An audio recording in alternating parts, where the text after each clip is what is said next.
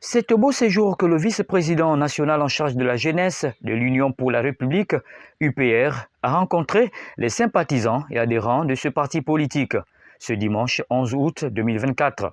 Cette rencontre, qui est la troisième du genre, portait sur les recommandations du dialogue national inclusif et le référendum à venir. Pour l'UPR, ou du moins l'hôte de cette rencontre, si les conclusions du dialogue national inclusif sont l'émanation des propositions du peuple gabonais, la nouvelle constitution qui sera l'objet du référendum à venir serait la traduction de la volonté de ce peuple en loi. Par conséquent, voter pour le oui serait se mettre en accord avec la volonté du peuple. La sortie de cet après-midi fait suite à un certain nombre de prises de parole publiques par les leaders politiques de notre pays autour de la problématique du vote référendaire.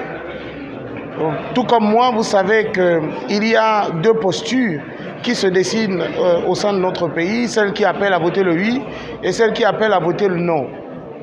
Et d'ailleurs, ceux qui appellent à voter le non reprochent à ceux qui appelaient à voter le oui de ne pas avoir forcément la quintessence du contenu de la Constitution et donc trouvaient limite démagogique de pouvoir appeler au vote du oui lors du référendum à venir. Il était question pour nous de préciser les choses pour éclairer la lanterne effectivement de nos compatriotes.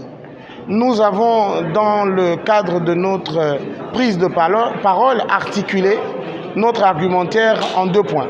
D'abord, nous avions rappelé que le référendum est l'émanation de la volonté du peuple, qui s'est majoritairement exprimée.